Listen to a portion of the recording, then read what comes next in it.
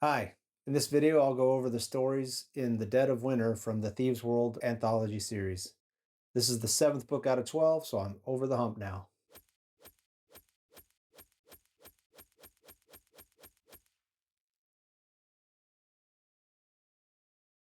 The introduction in each of the Thieves World books is often an info dump disguised as a vignette. This one is no different. Hakiem, the storyteller who became the base leader's advisor, is meeting with Jubal the crimelord in one of Jubal's secret locations. Hakim has brought a Basib named Munkle, who is the chief of Clan Setmer, the half of the Basib that is composed mostly of fishermen and sailors. Munkle offers to pay Jubal if his organization will help protect the Basib people that are walking around the streets of Sanctuary. We learn a little bit about Jubal's activities in this little story. He's never been happy about the Basib presence, but isn't actively fighting them either. Jubal is playing a bigger game than that Hakim thinks is misguided. The writing on this one is up to par, and there's no confusion about what's going on here. There isn't a gobsmacking moment either, so I'd give this one a 6 out of 10 rating. The next story is by Janet Morris, and it's called Hell to Pay. It kicks off with Stratton, who is a member of the original Stepsons military force, and Ishade, who is a necromancer. They're walking through the aftermath of a raid on the estate where the replacement stepsons were living when the original stepsons went north for war. The real stepsons have apparently returned to Sanctuary all of a sudden, and they weren't happy about the replacement stepsons being kind of lax in their duties. But then none of that really plays a part in the actual tale that's about to be told. The first part of this story was a bit of a here's what happened info dump, so you'd know what has happened with the various military and peacekeeping forces in Sanctuary. And this section was dark. It didn't get graphic, but said that the killing was done to men, women, children, and even pets. All this because the replacement stepsons committed the greatest sin for those that used the name stepson: non-performance. They did a lousy job, so the returning stepsons killed them all. It didn't make much sense to me then when I read it, and this was all just prelude to the real story. The real story actually starts when the Nasibici witch Roxanne captures Randall, who is a Tysian wizard and one of the stepsons. He was also the stepson Nico's partner at one point. Roxanne forces Randall to send an astral call to Nico because she wants Nico to come back to Sanctuary. There's history here that I'm pretty sure was told in one of Janet Morris's early Thieves World expansion novels, which were Beyond Sanctuary, Beyond the Veil, and Beyond Wizard Wall. The story gives enough background to understand the whole Roxanne-Nico connection, but it might be better if you've actually read those other novels too. Roxanne creates the inciting incident here, and of course, every time Roxanne gets involved, Ishade seems to come into play too. This also drags Ishade's boy toy, the stepson Stratton, into the fray. The story is good, though I thought the ending felt a little rushed. I liked it a lot better than the last few stories dealing with the stepsons and their alliances and fights. There is a hint that Tempest will be back into the mix, possibly later in this volume or maybe the next. I'm giving this story a 6 out of 10. Next, we have an Andrew J. Offit story with two titles, The Veiled Lady or A Look at the Normal Folk. Unlike all of Offit's other stories, this one doesn't feature Hans, also known as Shadowspawn, as the main character. In this one, a veiled woman is traveling to Sanctuary and she deals with the questions and suspicions and advances of various people in the caravan that she's traveling with. Once she arrives at Sanctuary, she begins looking for what brought her there in the first place.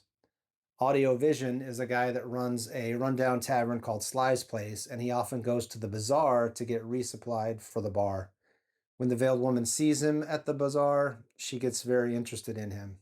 This one didn't have the usual Thieves World darkness to it. It introduced a new character, the Veiled Lady, and explored the past of Audio Vision, who was just a minor character in the story Rebels Aren't Born in Palaces, which was in Book 6, Wings of Omen. Audiovision is shown to be a decent fellow, though he does have a secret. This isn't an overly complicated tale, and once you finish it, you might think I've read stories exactly like this before, but it's told in an interesting way, and I liked it. Sometimes you need the lighter stories instead of always seeing stepsons get killed or gods sticking their noses into everyone's business or main characters moping off to their homes because things didn't work out the way they wanted them to. I'm rating this one a 7 out of 10. The next story, The God Chosen, was written by Lynn Abbey, and the time frame of this story overlaps with the time frame of the earlier story, Hell to Pay. The God Chosen starts off with Molin Torchholder, the High Priest of Sanctuary, sparring with Wallagren, who is the Sanctuary garrison commander. After they're done with that, they discuss the current military state of Sanctuary. Then Molin returns to the palace and he gets other bits of Sanctuary news from his scribe, who is named Hoxa. Later, while Molin and Hoxa are having some wine, a trained messenger raven arrives with a message from Molin that he has to respond to. So this story is telling us that Molin is more than just a priest, which is mostly how he's been seen up to this point. Wallagren expresses some appreciation for Molin's skill with a blade, and Molin is described as a war priest. Molin's got fighting ability in addition to his healing skills, though he never seems to show either of those in any of the other Thieves World stories. This story also fills in a little more about Molin's mother. We already knew from a previous story, though I can't remember which one, sorry. We already knew that Molin was the product of the Festival of the Ten Slaying. In that event, a stand-in for the god Vishanka ceremonially kills 10 people, then has sex with a slave girl that's a designated stand-in for Azuna, who is Vishanka's sister/concubine. Just for reference, that ceremony is detailed in the story Then Azuna Danced in Book 3, which was called Shadows of Sanctuary. This isn't really a spoiler since Molin's parental connection to that ceremony is mentioned in the third paragraph of this story, and a vital detail about Molin's mother comes to light later in this story. Molin may have abilities beyond priest and warrior, and I hope it comes into play later. The overlap between this story and Hell to Pay is interesting because it provides a second perspective on why rescuing Randall was important in that other story. This story also shows the doubt that Molin has experienced since Vishanka was banished from this plane back in the story God's Son in Book 4, Storm Season. He thinks he's a disgrace because it happened on his watch, and he wonders what it means for a priest's existence when people stop worshiping because the god he represents is gone. It's an interesting philosophical question that's explored a little bit, but the story doesn't really dive deep into it. This story would stand on its own, but it is made much better if Hell to Pay has already been read. Luckily, they're both in this book. Because of the deeper look at Molin's relationship with the priesthood and his actual background, I'm giving this one a 7 out of 10. The next story is Keeping Promises by Robin Wayne Bailey. It starts off with two figures on horseback racing to the Land's End estate. People are chasing them and they need to get in for protection. The pursuers catch up before the gates open, and Chinea, who is one of the riders and a former gladiator, calls on her hawk Rake to attack one man that's chasing them. Shortly after that, the second rider's name is revealed, and we learn that Chinea has promised to help that person seek revenge for the dark stuff that happened to her when she left Sanctuary after the Basib arrived. Chinea is an avatar of the god Savankala, the top god in the Rankin pantheon. As a result, she never loses, which causes her to have some interesting thoughts on winning versus losing when you already know the outcome will be in your favor no matter what. Molin Torchholder and Chinea even have a discussion about how anything can be considered challenging when you know you're invincible. Only she and Molin know that she is practically invincible, though both also know how Chinea is supposed to die. This story focuses on one character's point of view and has a good structure. It begins in the middle of some action, then has a settling period for you to catch a breath and learn a little bit about what just happened and why. The middle has some more action, though it isn't as violent as the action in the first few pages. You get to relax again for a minute, then the ending takes place at a party and is really well done, and there's a little more action in that. It all sets up tensions for future confrontations between various people who are higher up in Sanctuary society. Even though Chinea is one of Savankala's human avatars, the god didn't make an appearance in the story other than a brief memory of something that he had told Chinea. I was happy to see that. Anytime there is one of the gods touched people in these stories, I always dread it turning into this god battles that god through these characters. If you've watched any of my other Thieves World reviews, you may have seen me complain about that before. I'd like to give this an 8, but in my mind it falls just short of that rating, so I'm going to give it a 7 out of 10. The next story is called Armies of the Night, and it's by C.J. Cherry. This one starts off with a zombified stepson named Stilko having a conversation with the ghost of a stepson named Yanni. Yanni wants help getting his former partner Nico out of whatever jam Nico is in. Stilko is reluctant to help because of what it requires him to do.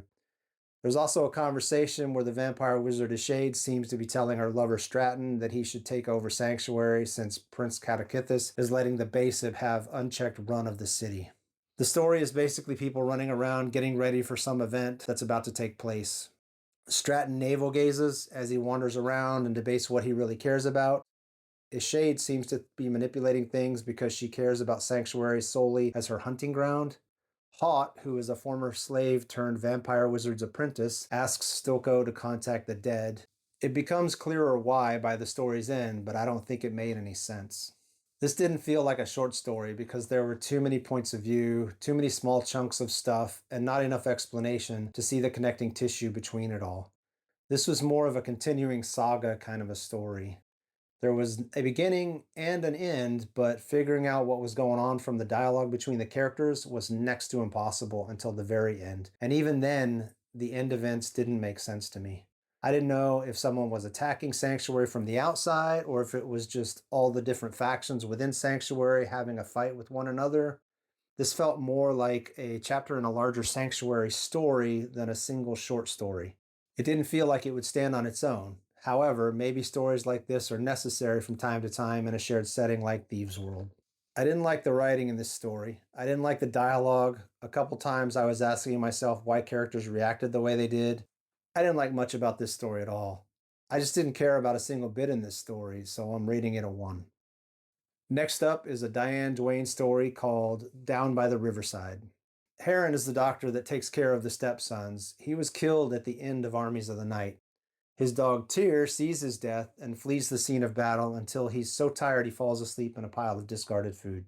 The goddesses Mriga and Sivini hear Heron say goddess just as he's dying, and they know he's in trouble. They come to Sanctuary, but they're too late to save him until they come up with a plan.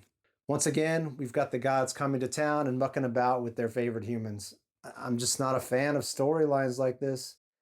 With that said, I didn't dislike this one as much as other stories with active god participation. This one spent more time on showing that these goddesses actually gave a crap about someone who gave a crap about them, and they didn't just see him as a pawn in their games, which was kind of nice. One complaint I do have about the story is that they go to hell to rescue Heron. Now, I don't know the whole Cerberus, Charon, River Styx mythology that well, but I know enough to see that some of what happens is heavily using millennia old mythology. This doesn't really detract from the story and is described well. But then they get to hell, and the Queen of Hell is incredibly friendly with them, and it all felt like the author couldn't decide if she wanted to be rough with her characters or nice with them. One thing I did like about this story is the kind of the synopsis that she built into it of her previous story, which was called The Hand That Feeds You. That story introduced Heron, Tyr, Mariga, and Sivini. Down by the Riverside goes over the events of that story and provides a decent explanation of what happened at the end of it. This was nice because when I read that previous story, I didn't think it was completely obvious what had actually happened. Based on what I liked and didn't like about the story, I'm rating it a 5 out of 10. The next story was written by Robert Lynn Asprin and is called When the Spirit Moves You. The Hellhounds are basically the elite guard that works for Prince Catechithus at the governor's palace, and they also patrol the city from time to time. Zalbar, who is the leader of the Hellhounds, is drunk in a brothel, and a couple of the ladies help him to a room to sleep it off. When he wakes up, he thinks about how the prestige of the Hellhounds has fallen. Razkuli was another Hellhound who was Zalbar's friend, and he was murdered by Tempest. Razkuli's ghost has visited Zalbar many times and appears once again during the hangover, asking Zalbar for help. Aside from the introduction vignette, this is the shortest story in The Dead of Winter. I liked it for that reason and because it had a definite beginning, middle, and end. The story had serious content, but also had just the right mix of ease in it because even though tension existed between Zalbar and some of the other characters, the events in the story didn't get too tense overall. Call me simple, but this story was another of the lighter Thieves World stories, and I liked it more than many of the others in the last few volumes. It was also a nice decompression from other more serious stories in this volume and has an ending that makes a callback to the story To Guard the Guardians from Book 2, Tales from the Vulgar Unicorn. I'd rate this one a 7 out of 10. The last story in The Dead of Winter is called The Color of Magic, and Diana L. Paxson is bringing us another tale of Lalo the Limner. Lalo is getting out of his crowded house for a bit and wondering who can train him to control and use his magic better. He isn't welcome in the Vulgar Unicorn after what happened when he drew something on the wall there in the story, A Breath of Power. Instead, he goes to the Green Grape, which is another tavern, and he's trying to enjoy a pint when Randall the Mage appears and offers to help train him if Lalo will help him with a problem. And that's basically Roxanne, the Nacibisi witch. The story starts off focused on Lalo, then switches to his wife Gilla's point of view. Lalo is worried about his wife and trying to train in magic at the same time. I can't say too much about this story without giving things away, so I really won't. I will say the POV is split 50-50 between Lalo and Gilla, and a lot of the action actually happens in Gilla's 50%. The end felt tacked on, but it was somewhat enjoyable to see Lalo in his element. I'd rate this story a 5 out of 10. There's an afterword by Andrew J. Offit in this book, and it goes over some interesting little bits of info about the authors, the characters, and some of the interactions that went into Thieves World. He mentions that early on, he addressed a letter to Aspirin with Colossus, the Thieves World Project, which I think is probably a nod to a 1970 movie called Colossus, the Forbin Project. Aspirin apparently liked it so much that he created a bulletin for the writers, and he used that as the letterhead for that bulletin. When mentioning John Brunner's wizard Enos Yorl, he says Brunner created rules for magic that were completely ignored after the first book. On the artwork, he says Robert Aspirin created a caption for the original Walter Velez cover of Thieves World, and it was, "You're in the wrong place, sucker." Unfortunately, I don't have a copy of that to see if it's printed anywhere in that book. Offit also says he sees Sanctuary as kind of a Baghdad of old, or maybe Palmyra. He gives the proper pronunciation of this as Minuriel and talks about his, at the time, upcoming Thieves World tie-in novel, Shadowspawn. He also jokingly mentions a final solution for the basic problem. He seems disappointed that Joe Haldeman and John Brunner have been pretty absent since the first part of the series, and he's also disappointed that Gordon Dixon never actually submitted a story to the series at all, even though he created the character Jamie the Red. One mystery that's cleared up by the Afterward is why there was no story by Offit in Book 5, The Face of Chaos. Offit apparently had a falling out with Robert Aspirin, though he doesn't say what it was all about. The last thing of real note in the Afterward is that the Veiled Lady, KB Jodera is the character's name, from the story The Veiled Lady, or A Look at the Normal Folk, was actually based on Sophia Loren. The Afterward is an interesting look at the behind the scenes, and it's worth the read if you like that kind of thing. Honestly, I wish there was a whole book dedicated to this kind of info on Thieves World and some of the other shared worlds out there. I find the process and personalities interesting and would love to read more little bits and pieces like this. So here are my final thoughts on The Dead of Winter. There unfortunately isn't a lot of Jubal action in this book, even though the introduction focused on Jubal's activities. I was hoping it was setting up something, but I guess it wasn't meant to be. This continues a trend that many of these books have. They sort of make a promise, then don't follow through, or the follow through is just a reference to the promised events in the occasional story here and there, sometimes just one or two lines. The stories The Veiled Lady, The God Chosen, and Keeping Promises were all better than average stories. Then Armies of the Night just crashed this book for me. I'm tired of the stepsons at this point. They get involved in these complicated storylines that seem to go nowhere until the last 2 or 3 pages. And I don't care about any of them. After reading this one, I'm honestly concerned about how good the next book will be. The average of all the story ratings gives this book a 6 out of 10, but that's a really, really shaky 6 out of 10. If I had rated just 2 other stories 1 point lower, that would have brought it down to a 5. So that concludes my review of Thieves World Book 7, The Dead of Winter. I hope you enjoyed this review and either felt some nostalgia if you've read these books before, or got a curious feeling if you've never read them. As always, leave comments and suggestions below, and bye for now.